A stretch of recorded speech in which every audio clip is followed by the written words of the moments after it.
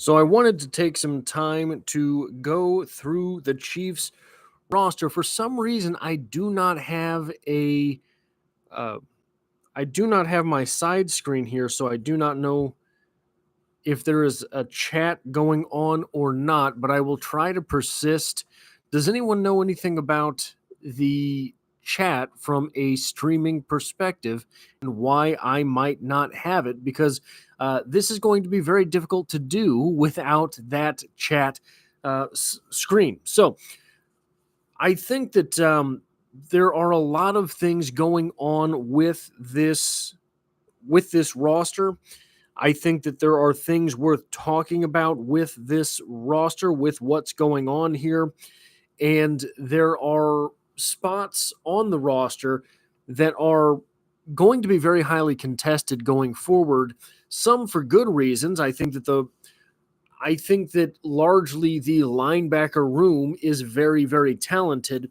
Others for perhaps not as great reasons when you're looking at the bottom of the wide receiver roster and experience. When you're looking at maybe the offensive line, all of a sudden, there is a lot of depth to be wanted there. So I thought we would start with the running back position. And I don't know if Clyde Edwards-Helaire is going to be on the team all season.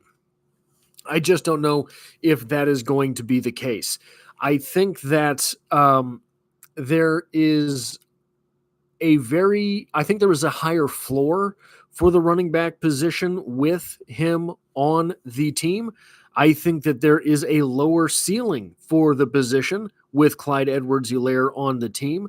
I think that Clyde is someone who has proven himself to have a niche in the NFL, and he seems not to be able to break out of said niche. He seems to not be able to transcend what looks to be all that he can do in this offense. He's got vision problems. He has problems in traffic. He has problems moving the pile. I mean, obviously that was going to be the case with a guy who is as small, I guess we should just go ahead and say, as Clyde Edwards-Helaire. But beyond that, so one of the things that is very interesting about this Kansas City Chiefs team is that it's built a lot like a college team. You have your stars and starters. They are the same people. After your starters, what you have is a whole lot of young guys with no experience. So all that they have going for them is their potential. Going just on potential is a very rough place in the NFL, especially when you start losing multiple starters the way that the Chiefs already have. Jawan Taylor went down with an injury to the best of my knowledge, as of right now, we don't know the extent of that injury. Hollywood Brown, obviously, famously, went down a couple weeks ago. We do know that is seeming to be an 6 to 8 week injury now at this point. Hollywood Brown gets injured. The Chiefs roster appearing more college-like than NFL-like, where you have your young, talented players starting, and you try to have as many veteran backups as possible. The Chiefs have constructed their roster a little bit different than that. So they have all of their veterans who are the stars starting, and they have young guys who are cheap behind them. That starts to be very worrisome once guys start to get injured. Hollywood Brown goes down. He's going to miss probably multiple weeks of the regular season. Who is it that gets called up? It's not a 12-year veteran. It's a guy like Justin Ross, perhaps, that doesn't have a whole lot of experience in the NFL. He's just a guy that has a ton of upside, a ton of potential, and might be able to get it done. So at the running back position, that same thing is very, very true. Deneric Prince, I don't know if he's an NFL running back. We haven't seen that he's an NFL running back. I do think he has, at this point, a higher ceiling than Clyde Edwards-Helaire because we have seen all of Clyde's faults. We have seen all of Clyde's weaknesses. So, am I going to come out here and say, hey, Clyde Edwards-Helaire is going to be a better pro than or Deneric Prince is going to be a better pro than Clyde Edwards-Helaire? Indeed, I am not, because we don't have the evidence for it. We do know that he seems to be good at the things Clyde is not. He seems to have some movement skills in traffic. He seems to be able to read the defense, the offensive line, however it is that you want to equate those things. And he's a big, powerful guy. Clyde Edwards-Helaire bounces off the back of piles a lot. I don't see that necessarily being the case for Deneric Prince. Mixing into this entire potential over-experience bonanza that we have going on the roster, you have Carson Steele, who the Chiefs are admittedly calling a fullback. We haven't seen a whole lot of fullback in Kansas City for a couple seasons now. How it is that Carson Steele gets incorporated as a fullback is going to be interesting, especially because among the running backs that are on the team, he seems to be the least overtly talented in the passing game. For those of us who are old enough and fortunate enough to remember Kimball Anders, that was sort of the big thing about Kimball Anders, is that he was such a good receiver that as a fullback, he was able to run very, very sneaky routes, etc. So Carson Steele, as the traditional fullback, the run headfirst into things fullback, is going to work out if he's on the roster. Carson Steele as the sneaky receiving option, I think, is a little bit less of a sure thing. So that's the running back position for the Kansas City Chiefs, but I don't think that's where all of the mystery resides. Indeed, it is not. The wide receiver position for the Kansas City Chiefs is so it is the best of roster spots. It is the worst of roster spots. The weaknesses for the wide receivers, as they are pronounced. You start looking at the guys on this roster, and none of them are a particularly well-rounded wide receiver. The Chiefs have no real alpha in the room. They have no guy that's 6'4" and runs a 4.41 and is great at routes, etc. They have none of that. So they have a lot of guys that have deficiencies in one place or another and have to make up for that. Now, currently, the Chiefs have, it was 13 at one point in time. 1, 2, 3, 4, 5, 6, 7, 8, 9, 10, 11, 12, 13, 14 wide receivers rostered. I think they're going to carry 7 into the season, and there are a number of guys on the roster right now that do not have a shot at being one of those 7, but how many wide receivers will the Chiefs carry on a practice squad? It would seem that the practice squad may be very important to the Kansas City Chiefs this season because Hollywood Brown, often injured, in fact, will be starting the season injured. We have, after that, Rashee Rice. There were questions of suspension. It seems that those are lifted as of now. Knock on wood, who knows, with the way that Roger Goodell works at times. Then you have Xavier Worthy, who seems to be a really tough kid, but man, anyone who's 165 pounds is not going to be someone that I ever take off of the injury watch list. Just doesn't work very well in the NFL. You get to someone one spot further down on the roster, Justin Watson. Justin Watson has already been injured this season. You get one spot further down than that. Who do you have there? Maybe it's Sky Moore. Maybe it's Justin Ross. Justin Ross's entire entrance to the NFL was after being injured. The fact that he was a UDFA for the Kansas City Chiefs was because he had those medical concerns. So the wide receiver spot for these Chiefs is going to be very, very contentious going forward, because you're not just looking, in my opinion, at the 7 spots that they're going to carry for active wide receivers.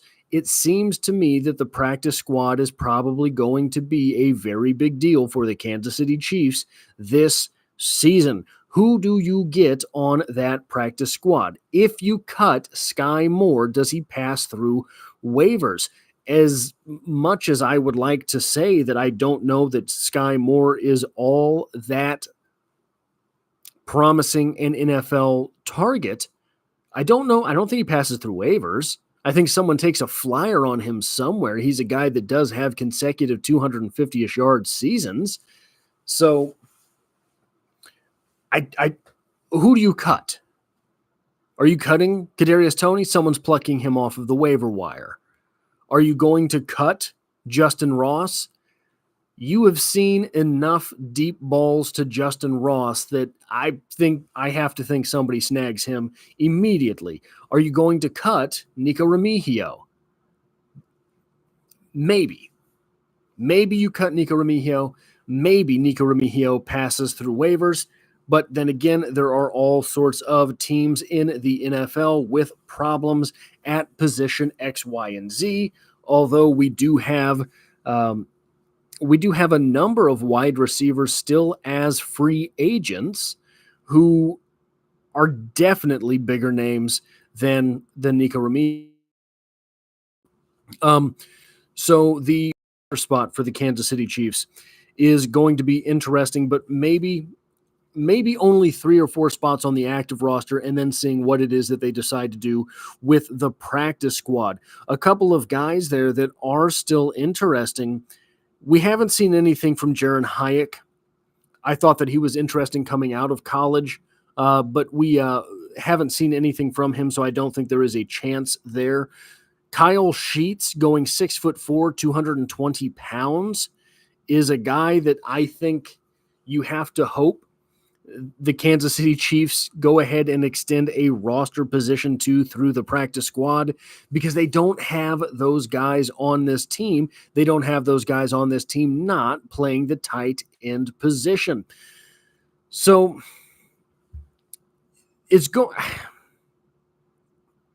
I don't want to say that they cut Nico Remigio. I just don't want to say it. I don't want it to be true.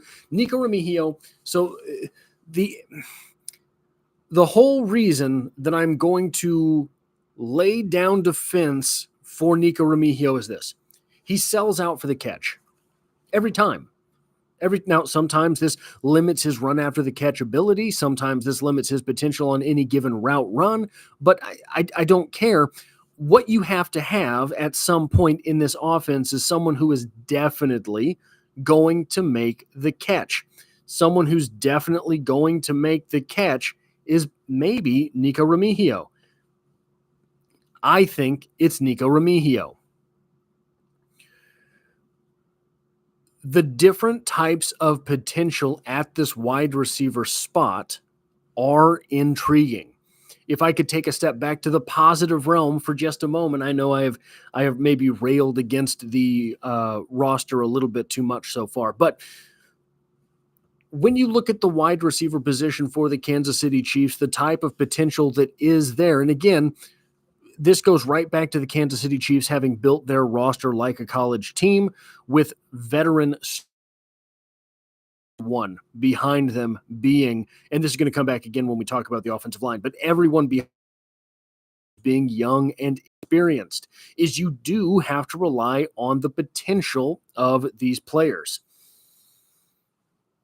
Justin Ross, very high potential guy, very high ceiling, seems so far to have a dramatically low floor, as we have seen several seasons with him not doing a whole lot in Kansas City. Nico Remigio, probably just about the opposite of that.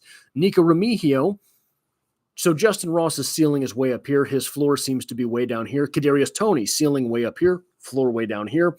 I think we would all agree at this point for Xavier Worthy, ceiling way up here. It could be that he is great, but floor way down here. A guy that's 165 pounds in the NFL, is he going to be able to last?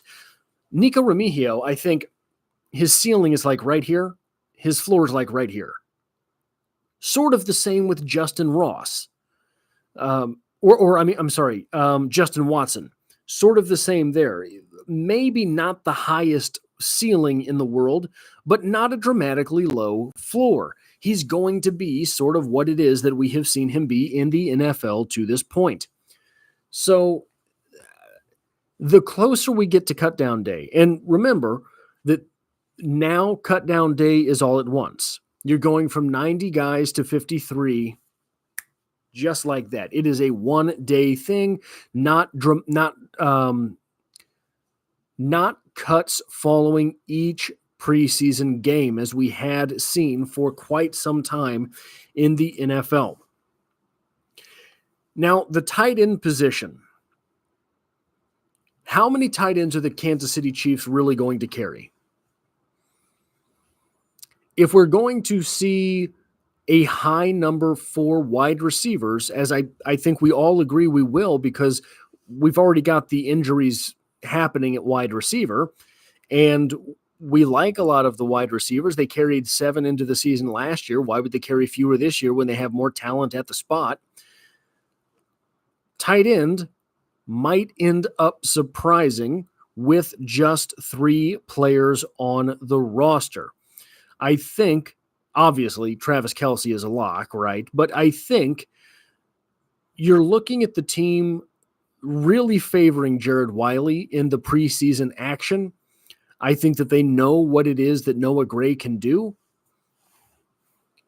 Does anyone else at that position warrant an active roster spot? We have seen nothing from Irv Smith, either in training camp or through the first preseason game.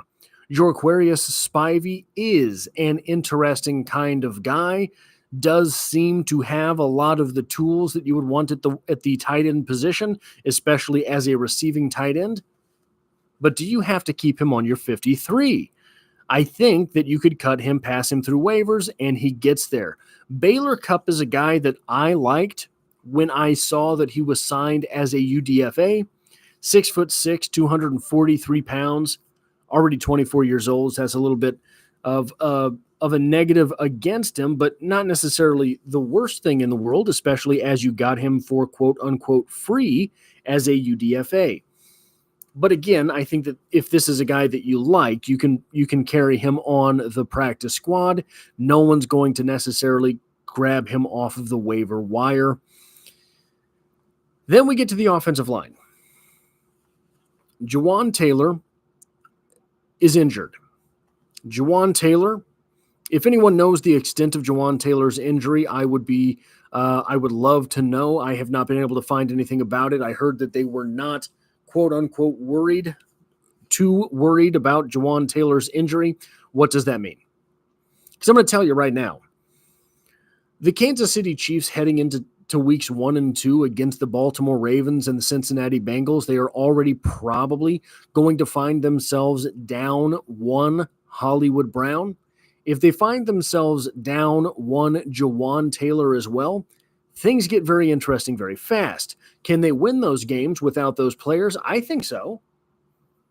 I think that they can absolutely win those games without those players, but we saw how well missing 2 starters really affected the Kansas City Chiefs in last year's week 1 against the Lions. Now, those starters were a little bit different caliber than Hollywood Brown and Jawan Taylor. That said, they were on opposite sides of the ball. That said, the starters that were missing against the Lions last year were absolutely necessary. But you thought going into that game, especially if you didn't know the Lions were going to be the Lions, that the Chiefs should have been able to overcome that. This is interesting. If the Chiefs are finding themselves in week 1 against Baltimore without either Hollywood Brown or Jawan Taylor, and they win, that is going to be the confidence boost of all confidence boosts. That is going to be an absolutely wild occurrence. Now, the Chiefs, with their offensive line depth, I've been saying all offseason that I think it's 2 tackle spots that are up for grabs between 3 players, Kingsley Suamataia. I think I'm saying that right now. Jawan Taylor and Wanye Morris. I didn't think that it was really just the left tackle spot that was up for grabs. And it seems that right now it may be forced that the right tackle position is up for grabs as well. Is it going to be a good thing for the Kansas City Chiefs? We have seen several times over the last half decade or so that early season injuries / suspensions for the Kansas City Chiefs often turn out to be blessings in disguise, because by the end of the season, they're in the AFC Championship and or Super Bowl anyway, so you may as well have gotten a little bit of roster and playing time for the young guys up front. It adds to their experience once the playoffs get there. Going to be hard to pull that argument this season with the caliber of week 1 and week 2 opponents the Kansas City Chiefs will face. Is anyone here? Is anyone in the comment section? I see Stefan has said, go Chiefs indeed. My comments, I have to have my phone up to have the live chat up, because I do not have, for whatever reason, it's not loading correctly on YouTube's end here, and I cannot see the chat on my screen. So if anyone has questions, comments, concerns, things to say, things to throw out there, let me know as we go through this. But I will keep going. On the offensive line, if it is, so the big problem with the right tackle position at this moment is that Wanye Morris is himself also injured.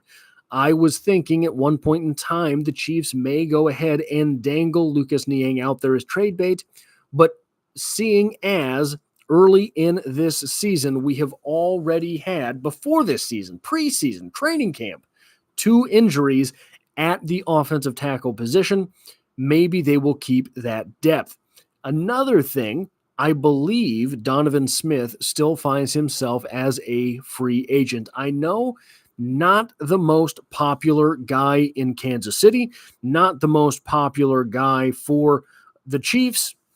Joe, oh wow, I did not get any of these chats, so I had to X out and get back in. So I will thank you, Joe. I hope everyone knows that you don't have to tip money here. I'm going to be here creating content every day of the week, regardless. But Joe, I do appreciate you. You say thank you for all you do. Keep grinding. Go Chiefs. I appreciate that greatly. Thank you for being here, Joe. I do plan to keep grinding. Scott says, let's go armchair. I can't wait for this Lions game. Yeah, speaking of the Lions, we're going to see them again in the preseason this year as well.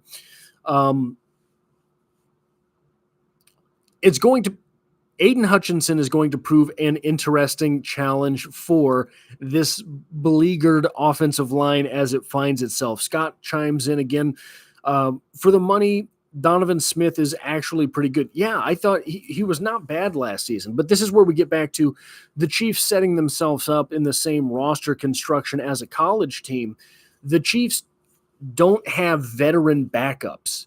The Chiefs only have high upside, young, cheap guys as backups. So I think that is why we have not seen Donovan Smith brought into this point. They have different plans for the position, whether or not those things actually come to fruition here. The offensive line is going to be tested early and often. The offensive line hopefully can return for. So here's the thing with Wanye Morris. It's easy to forget. I forgot. I didn't notice last season that Wanye Morris was not just pulled right before the postseason started. I thought, oh, okay, Donovan Smith comes back from injury. All of a sudden, you take Wanya Morris out, but it wasn't that at all. I guess what had happened, and I must have missed this in general during the season. Wanya Morris got injured his shoulder, I believe. So the fact that he has been out so far, half of training camp, it seems, again, not promising. Not promising. I believe Wanya Morris could be the best right tackle on the team. We have to see him on the field to see that. So moving over to the defensive side of the ball. We're going to start with I think I got everything. Yeah, I got everything on the offense. So we're going to start with the defensive ends listed for the Kansas City Chiefs. Felix Anudike-Uzomah, Mike Dana, Neil Farrell, that's a defensive tackle. I don't know why the Chiefs' official website lists him as a defensive end. Malik Herring, Truman Jones, George Karlaftis. An interesting group, but again, one that doesn't have a whole lot of veteran depth at the position. We have to figure out who is FAU. We have to find a role for FAU. We have to find the ceiling for FAU. I have been long professed of the opinion that FAU's ceiling is Mike Dana, and that's not a bad player. Mike Dana, a starter for the Kansas City Chiefs. Mike Dana, probably you didn't want to take him at 31 overall. If he is able to get into this season and really make a mark, he does look different this year. He does look more active with his hands this year, does FAU. Is that going to translate immediately to production? Now, on a snap-per-snap basis, last year, he did find himself with about as much productivity per snap as someone like Mike Dana, but not quite. The defensive end position for the Kansas City Chiefs is one that they have worked very hard on for a very long time. Is one on which they have worked very hard for a very long time. Don't call me out in the comments for that one. But they're starting to show dividends. But the very difficult thing about the NFL is that those dividends have to come fast. Those dividends have to be constant, and those dividends have to be followed up by more dividends. Believe it or not, George Karlaftis is most of the way through his rookie contract now, or he will be by the end of this season. So how do you reconcile that with the fact that the Chiefs did make another first-round selection the very next season at defensive end and didn't work out? We know that Andy Reid-led teams are very often teams that will go defensive line in the first round. That was one of the hallmarks of his stay in Philadelphia, and it worked out for him. He had good defenses in Philly. Hasn't worked out quite as well here in Kansas City. Red Hood Chief says, I'm going to have to figure something out because this is all blocked for me. Give me 1 second here. There we go. FAU this year is a pass rush specialist. He's also one of the youngest players on the roster. Might as well be his rookie year based on age and lack of playing experience. That's true. That's absolutely true. FAU is a very young player for this Kansas City Chiefs team. Unfortunately, what that means is that he's already burned some of his contract seasons as a very young player that's not getting experience, not getting playing time. So it's a double-sided coin, right? He does have a whole lot of time to learn things at the NFL level, but his contract's only 4 or 5 years. And if he doesn't get it kicked into shape pretty quickly, that 5-year rookie contract for a first rounder is going to be a 4-year didn't pick up the 5th-year option contract for a first-round pick. Scott says, I have high hopes for FAU. He plays in a crazy defense, played in a crazy defense in college. I look for him to have a better year this year just for being in this defense for a full season. I hope so too, Scott. I really do hope so too. We have seen him, as I talked a little bit about a couple seconds ago, he does look different. He has incorporated a little bit more of the hand usage stuff, it looks like, this year. But you have to do it well for it to be effective. And I'm not sure that we have that part of things in view quite yet. I am an absolute believer in Truman Jones at the defensive end position. Kind of, that's all I can say, because he hasn't done anything on the field yet. And maybe he won't. I think you have to start looking at the different guys that you have on the roster. Now, obviously, B.J. Thompson, I hate to put the juju out there. It's difficult for me to imagine B.J. Thompson playing football again. That is a very scary situation that seemed to have come out of nowhere. When you look at the different guys on the roster, George Karlaftis is your starter. Mike Dana is your starter. Felix Enudike Uzoma, it appears to me, is probably the first guy off the bench. After that, you have Malik Herring, who is, justified. Now, here, Malik Herring. I was absolutely stoked when the Kansas City Chiefs signed Malik Herring as a UDFA. Malik Herring looked to me to be a guy that had a fourth round-ish value in the draft, but he had some injuries pop up, I believe, his final season in college. I think he was relatively healthy before that, though, if I'm not mistaken. But, again, fell out of the draft, came to the Kansas City Chiefs as a UDFA, and his first season, from who he was in college, I was disappointed. His first season in the NFL, he looked like a UDFA guy. His first season in the NFL, he looked like a practice squad guy. Guys, he's solid.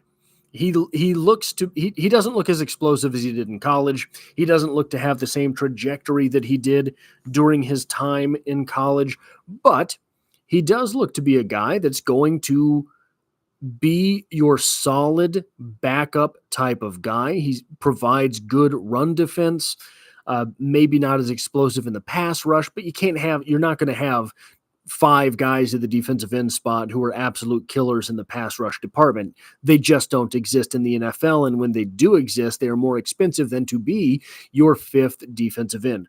The reason I say that Truman Jones may find himself in trouble, however, is not Malik Herring. In fact, it's not even lack of roster spots.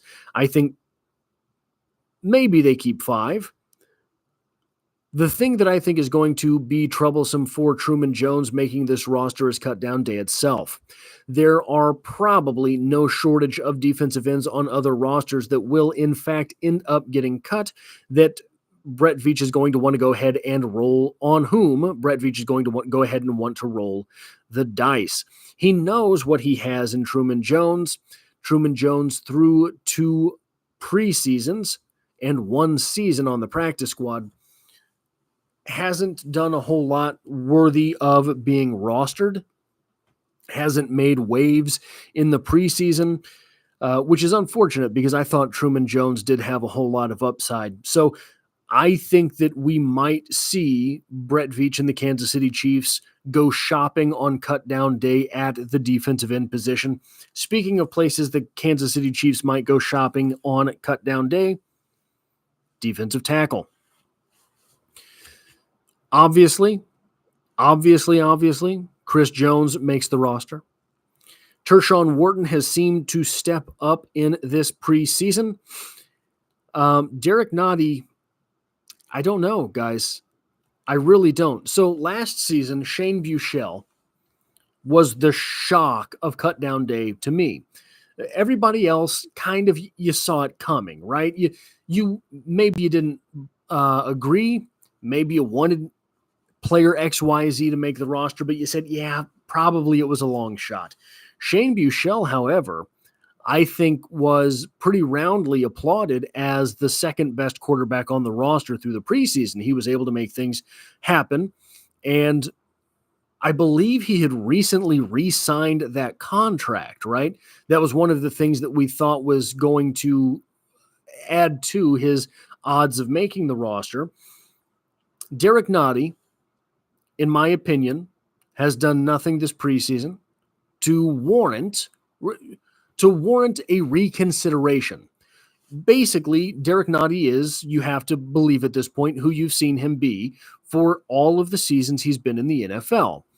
Derek Nottie does not have a whole lot of upside, but he has a very high floor. Derek Nottie is absolutely a defensive tackle in the NFL. Derek Nottie is going to play football somewhere this season. I wonder if he is going to be a surprise cut for the Kansas City Chiefs. That will not happen, however, without something popping up on cut down day, even if what pops up on cut down day is a trade opportunity. So at that defensive tackle position after Chris Jones and Tershawn Wharton, it seems to me that Fabian Levette has really made a bit of a name and case for himself this preseason in training camp, etc. I think Matt Dickerson likely gone. Alex Gubner.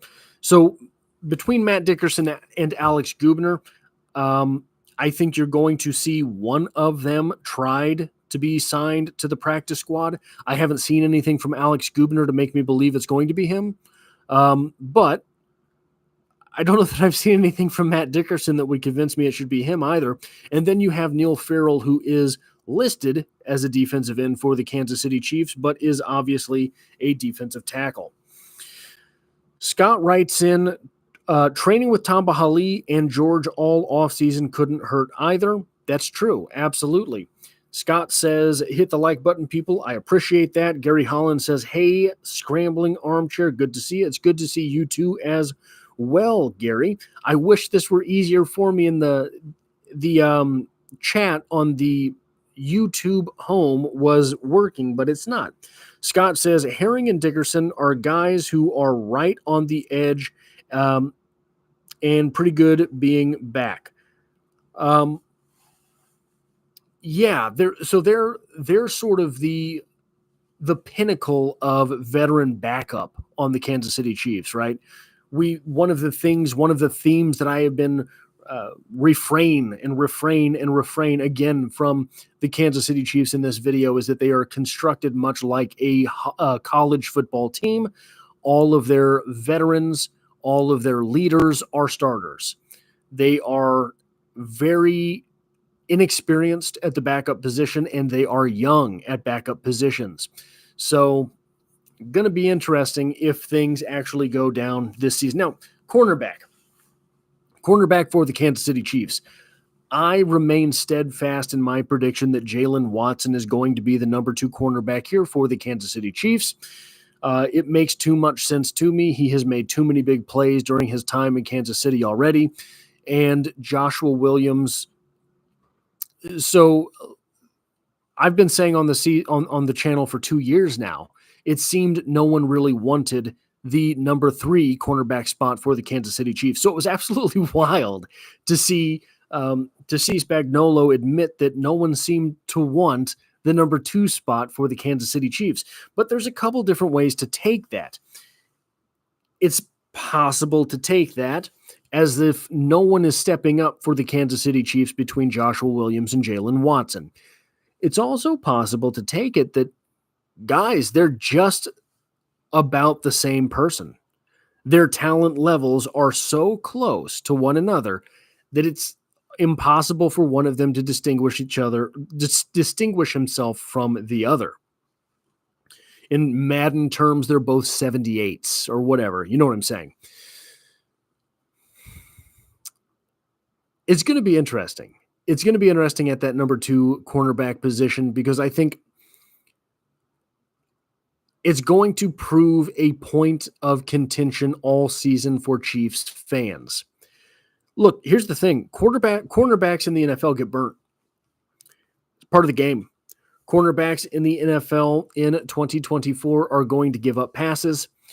And whoever it is that wins that number 2 cornerback spot, we are going to see an entire collection of the fan base root hard for the other guy and in fact say that they're wrong. It should have been the other guy all along.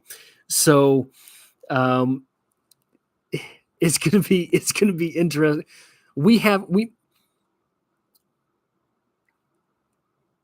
It's been a few seasons now since we really had the villain of the team be a cornerback. And I think that might reemerge this season. And look, guys, that's not unusual. Do you know how many NFL cities around the country know the name of their third cornerback? 32. The fan bases of 32 NFL teams know the name of the third cornerback. Why? Because the number 2 guy gets burnt, gets beat, gets toasted so often, gives up plays so often. That's why everyone knows the third cornerback's name, and he's the most popular guy in town. So, as far as that's concerned, do not expect to see any end to these arguments soon. Gary writes in, is Steele going to be the number 2 running back over Prince? Talked a little. I didn't get to that point, I guess, about the running backs. Is Carson Steele going to be the number 2 running back over Deneric Prince? So, Gary, I'm assuming you agree with me that Clyde Edwards-Helaire might find himself on the way out, might find himself clamoring for doors to open as opposed to close. Assuming that is the case and you believe either Carson Steele or Deneric Prince will be the number 2 running back for the Kansas City Chiefs, we have to see a second and third preseason game. It was a big preseason game for Carson Steele. He proved what kind of running back he is. He proved what kind of running back he can be. Those weren't starters, right? But still, NFL stage, he was able to do this. This is basically, at that level of the game, a college all-star game. College all-star game plus is what the third and fourth quarters of an NFL preseason game are. So the fact that he was able to run roughshod over that says that, yeah, he belongs in this space. At least he deserves a spot to see if he belongs in this space. Is he going to be the number 2 running back over Deneric Prince in the event that Clyde Edwards-Helaire is, in fact, cut from the Kansas City Chiefs? That is an interesting question. Like I said, we've got to see more from him, but I say that, and we haven't really seen anything on the field from Deneric Prince. All Deneric Prince is practice highlights, fancy testing times, etc. We don't really have anything substantial, concrete from Deneric Prince either. So maybe that would be wild indeed, wouldn't it? So we talked about cornerbacks. We talked about defensive tackles, defensive ends. Let's talk about safeties. Guys, I am absolutely infatuated at this point with the rookie.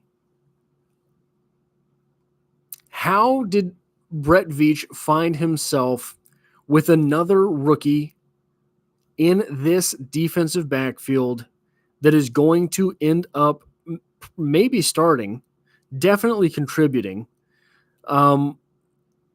It's wild. Whatever it is that the scouting department is doing with defensive backs, to be able to just pluck Jaden Hicks. If you thought here's the conundrum of that. If you thought he was going to be who he has ended up being, you didn't have any right to believe that he would be there where he was. If you didn't know he was going to be who he is, knowing that you had starters at the safety position, why draft him as high as you did? So it's good. It's difficult. Jaden Hicks is going to start. Jaden Hicks. Here's another starter that we haven't seen. Justin Reed. Is Justin Reed going to be ready for week 1? Is Justin Reed going to be ready for week 2? Is Jaden Hicks going to be able to make the defense forget about Justin Reed before he ever comes back? I don't think that's the case. Justin Reed has proven himself to be a competent member of the defense, has proven himself maybe not to be a quote-unquote playmaker, but to be the guy who makes the plays that have to be made. That is a glue guy. He's basically Nick Bolton at safety. He's basically Mike Dana at safety. Those are the guys on this Chiefs defense who have been a little bit unsung. CJ Mack writes in, brother, you're rough on them fellas, man. We have seen something from Prince, and we've seen something from a couple other guys that you mentioned too. It may not be what you wanted, but it's, and then it cuts off. I certainly believe in the potential of Deneric Prince. I certainly believe in the upside of Deneric Prince. As far as I know, everything that we've really seen from Deneric Prince has been in practice. He was not bad last preseason, but he certainly didn't shine, I didn't think. And I wouldn't say that his performance against the Jaguars was particularly notable. Again, I'm a guy who thinks that he's a number 2 running back in the NFL, strictly based on the measurables. I think that Deneric Prince is an NFL player. So I know it sounds harsh sometimes, and maybe it is. I mean, you could be right. I am being harsh, CJ, but I don't know that it is in practice harsh. And because of that, I think those might be the corollary moves that we see coming from the Kansas City Chiefs. We have often seen the Chiefs during this time of the season, during cut downs, etc., decide to favor high floors over high ceilings because you have the highest ceiling player in the NFL. So if you can consistently bring up the floor around him, that's it. If you can consistently raise the floor around Patrick Mahomes, his ceiling alone can drive you towards and through a Super Bowl victory. Kind of. That's what we saw last year. Kadarius Toney, the floor fell out on Kadarius Toney last season, so he disappeared. Simple as. And with that disappearance, the Kansas City Chiefs floor came up a little bit. If Kadarius Toney wasn't on the field dropping every other pass, the floor raised. Now, Kadarius Toney's ceiling is here, so the ceiling came down as well.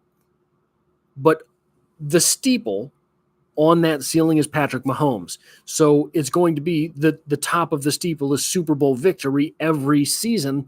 You don't have to have too many of your bets come home to roost. That's a mixing of metaphors. I apologize. But the fact remains. So, guys, I think I've gone through every position but linebacker. So as I talk about linebacker, if there's anything you want to hear me talk about, have questions, comments, concerns, other things, I will get to those all after talking about linebacker. So be sure to drop a comment during this time. Now, at the linebacker position, it's not all that interesting, and that's a good thing. It's not all that interesting because the Kansas City Chiefs have their starters. The Kansas City Chiefs have 3 top-end guys at the top of their depth chart. Nick Bolton, Leo Chenal, and Drew Tranquill are unquestionably the top 3 guys on this roster. You have a 4th guy in Jack Cochran who has really stepped up this preseason and looks to be a legitimate NFL guy. After that, the 2 names really worth watching. Well, there's 3 names really worth watching because Cole Christensen has proven that he can make an impact on the field. Cole Christensen obviously made plays in the Super Bowl.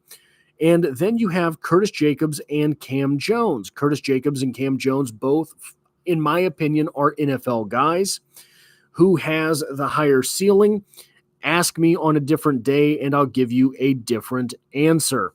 So I don't know if I really want to go out on a limb and say Cam Jones or Curtis Jacobs has the higher ceiling, but it may be a moot point. And it may be a moot point because Cole Christensen offers so much upside at the special teams that they might not, between Cam Jones and Curtis Jacobs, be able to do anything between them to make the roster, with four guys definitely ahead of them. And four guys, Leo Chanel, Drew Tranquil, Nick Bolton, Jack Cochran, definitely ahead of them. And Cole Christensen having an entire phase of the game at which he excels. So it might be that you have two NFL level linebackers that I think Curtis Jacobs and Cam Jones absolutely are. I think they're both NFL guys that the Kansas City Chiefs got, quote unquote, for free through the UDFA process. Got them absolutely for free and don't have anything to do with them come cutdown day. I think one of them probably makes the practice squad. I don't know that both of them do. So I'm not even sold that five linebackers have to make the roster, right? Right? I think. So again, guys, hit me up in the comments for something. I've gone through the roster. I'm hoping to allot about an hour to this. So there's about 10 minutes left. So anything you want to, also video ideas. If there's anything you want to see me cover in a video in general, drop that in the comments right now as well. And it may be that I get around to that, because there's going to be some strange time before the season starts. And I'm looking at kicking up the production to 2 videos a day a little bit more often. Not all the time. I won't be able to do that, but occasionally. Scott writes in, Carson Steele is the only running back forcing himself on the team. Steele could possibly take a snap or two from Pacheco. You may be right. Carson Steele might be the only running back who is playing himself into contention. I thought Imani Bailey would have made some plays by now. I thought certainly that Deneric Prince would be proving me right, as opposed to sort of being invisible on the roster for the second preseason. But Carson Steele so here's the thing. Playing himself onto the roster is a strong statement. Is he absolutely playing himself onto the roster? I'm not sure, but he's certainly forcing himself into consideration. Taking a snap or two from Pacheco might be a tall task, but getting a snap or two and a carry or two, certainly we see multiple running backs for the Chiefs doing that every year, right? So if he does find himself on the roster, if he does find himself on the depth chart, the Kansas City Chiefs are going to have to use him, because the NFL is too rough and tumble, and Isaiah Pacheco does not play a game conducive to having 25, 30, 40 carries a game. Gary says, could the Chiefs try to sign Raiders receiver Hunter Renfrow? I don't know why that hasn't happened. I don't know why they seemed to never make a move towards that. I don't know why no one has signed Hunter Renfrow. So the Hunter Renfrow question, the Hunter Renfrow conundrum, is a curious case indeed. I don't know why Hunter Renfrow is still out there this close to the season starting. And maybe there is intel on something that we don't know about, right? Maybe there is a lingering injury situation. Maybe he's just wanting to skip training camp and go into a season somewhere. Probably he will have that opportunity if he wants. We are seeing maybe not the most high-end injuries this preseason. You'll remember the year that Derek Johnson blew his Achilles in the preseason. That was a weird year because it was after a mini holdout and there were so many big injuries that year. We haven't seen as many big time injuries this preseason, but I follow a lot of players that I followed in college and through the draft process, and it seems there's a lot of injuries happening just in general. So why is Hunter Renfrow still out there? I don't know. It is a strange thing. If you ask me, are the Chiefs in contention for him? I think that depends on the duration of the Hollywood Brown injury. How long is Hollywood going to be out? CJ Max says, nah, and this is a comment to the guy below me saying that Carson may take some reps from, so CJ does not believe that Carson is going to take snaps from Pacheco.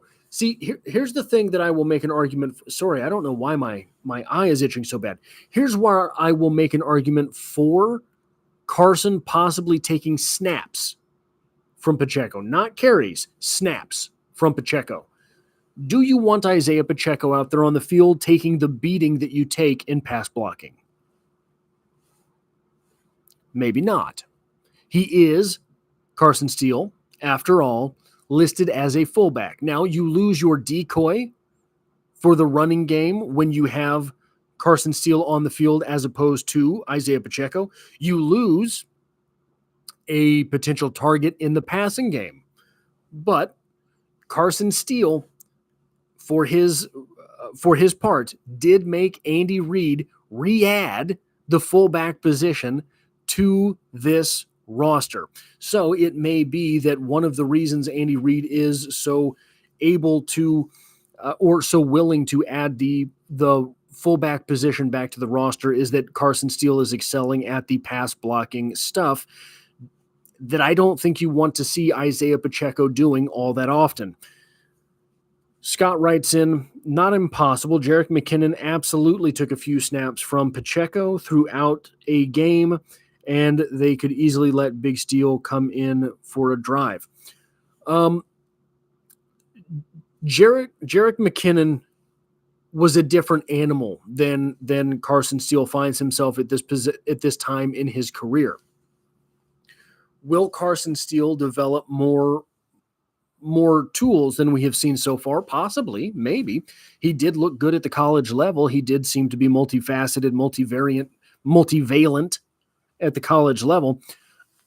We don't necessarily know that he is more than a big, heavy, run forward and make them stop you running back at the NFL level, which I'm not disparaging him. I think that's absolutely a key thing to have in today's NFL. And if the Chiefs had that guy for the past couple seasons, the seasons would have gone very differently. The seasons would have been, so would Andy Reid be more willing to just run the ball on 3rd and inches if he had one of those running backs? Isaiah Pacheco, for all of the good that he does, still isn't the biggest human on the field running the football. Carson Steele, I believe, has about 15, 20 pounds on him. So the idea of just get 6 inches forward, fall forward in clouded dust, get that first down, is maybe more tenable with Carson Steele, certainly than Jerick McKinnon, but maybe than Isaiah Pacheco. I do not know. Still got a few minutes left. If there's anything anybody wants to address in the comments section, we got through all of the positions here for the Kansas City Chiefs. So I feel pretty good about that. Anything, questions, comments, concerns anyone wants to raise in the chat, now would be the time. Hunter Renfrow and Donovan Smith are 2 names that I would watch over the next week or so to see if the Kansas City Chiefs are planning to spend a little bit of that money that they have. Might those be names that they bring in? Those would be actual NFL names, not the way that Brett Veach has tended to do things so far. Brett Veach seems to like to roll the dice on more younger players that maybe do not have the NFL experience.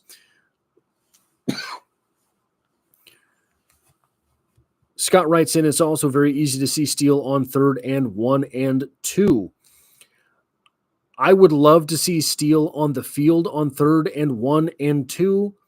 I would love to see Steele and Pacheco on the field in 3rd and 1 and 2. Even if it's a fullback dive, that is an element that the Chiefs have not had for a couple seasons now.